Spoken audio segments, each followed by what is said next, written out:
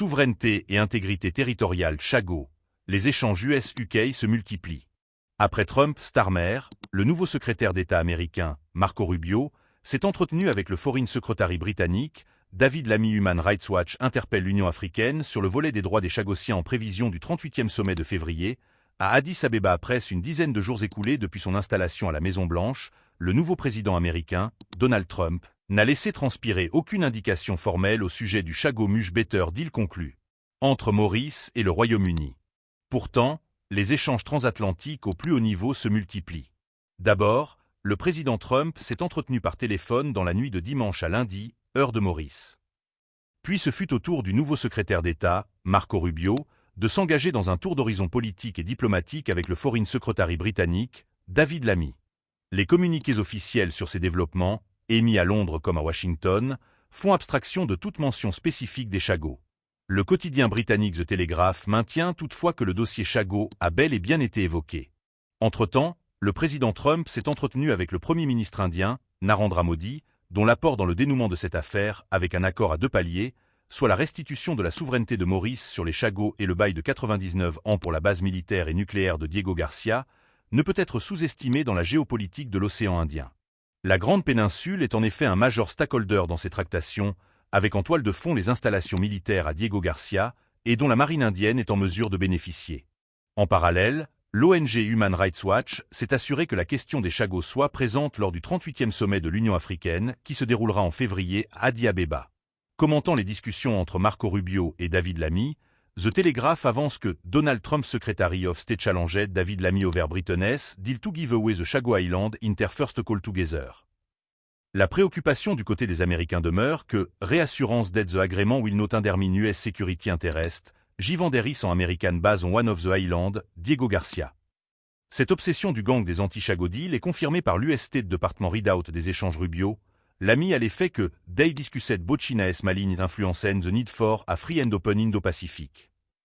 Ce qui laisse sous-entendre que les dispositions de l'accord anglo-mauricien autour des conditions du bail de Diego Garcia ont dû être explicitées. The Telegraph, qui prend la peine de reprendre la position formelle et répétée des autorités britanniques, affirme que the agreement will safeguard the future of the US military base on Diego Garcia, giving the legality of Britain's claim to the island was in dispute, et ajoute que the Foreign Office of Pentagon and State Department official will win over the new administration. À ce stade, très peu d'indications ont émergé pour essayer de comprendre si le nouveau secrétaire d'État américain campe toujours sur sa position, exprimée en octobre de l'année dernière au moment du draft politique à l'agrément du 3 octobre, notamment à l'effet que dispose a serious threat to our national security interest in the Indian Ocean and treating critical US military posture in the region. Ou encore si les arguments développés par les Britanniques en marge du deal auront convaincu les Américains dans cette quête d'une double couverture d'assurance contre le risque Pékin à Diego Garcia. À l'hôtel du gouvernement, on se garde de commenter publiquement les tractations anglo-américaines sur les Chagos, même si la Chago, celle du PMO, assure un monitoring systématique des développements. Note à War, fait-on ressortir aux interrogations du Mauricien. Toutefois, le mood au sein du gouvernement est qu'en cette année du 60e anniversaire de l'excision des Chagos de Maurice, décision unilatérale annoncée par les Britanniques le 8 novembre 1965 avec le Prerogative Order in Council, le différend historique anglo-mauricien sera réglé. En parallèle, l'organisation Human Rights Watch, basée à New York, s'est assurée que la question des Chagos soit évoquée en marge du prochain sommet, qui verra l'élection d'une nouvelle chairperson. Dans une communication, intitulée New Yearly Theme for Reparation Should Center Victims Enter Descendants and Tackle Contemporary Abuse, cette organisation fait un plaidoyer for the Continental Body to reflect on ITS record on the promotion and protection of human rights in Africa, and to choose a candidate who place human rights at the center of their vision. Point dans cette stratégie. Human Rights Watch cite le cas des Chagos. Parlant de l'ongoing colonial crime against humanity, elle ajoute que the should urge the government of Mauritius, which is in the process of signing a treaty with the UK on the status of the Chago Island, to ensure meaningful participation of the Chagossians in the decision-making concerning their homeland and any further reparation program. Human Rights Watch maintient que the African Union should press for the right of the Chagossians to reparation for the crime committed against them, including the right of return to live in Alter Island and adequate compensation. Souveraineté et intégrité territoriale Chago, les échanges US-UK se multiplient.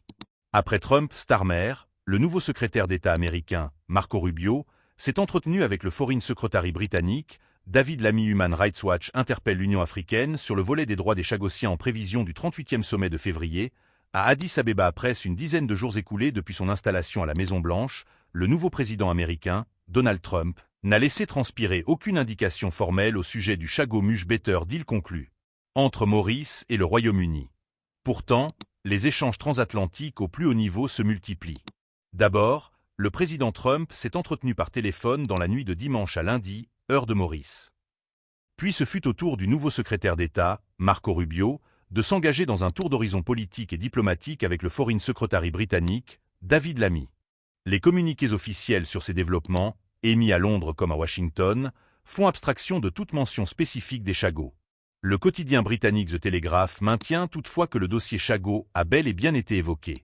Entre-temps, le président Trump s'est entretenu avec le Premier ministre indien, Narendra Modi, dont l'apport dans le dénouement de cette affaire, avec un accord à 2 paliers, soit la restitution de la souveraineté de Maurice sur les Chagos et le bail de 99 ans pour la base militaire et nucléaire de Diego Garcia, ne peut être sous-estimé dans la géopolitique de l'océan Indien.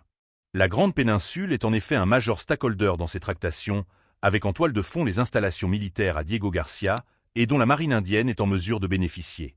En parallèle, l'ONG Human Rights Watch s'est assuré que la question des Chagos soit présente lors du 38e sommet de l'Union africaine, qui se déroulera en février à Addis Abeba. Commentant les discussions entre Marco Rubio et David Lammy, The Telegraph avance que Donald Trump Secretary of State challenged David Lammy over Britain's deal to give away the Chago Island in their first call together. La préoccupation du côté des Américains demeure que Reassurance that the agreement will not undermine US security interest, Givanderis en American base on one of the island, Diego Garcia. Cette obsession du gang des anti-Chago deal est confirmée par l'US State Department readout des échanges Rubio, Lammy à l'effet que they discussed both China's malign influence and the need for a free and open Indo-Pacific.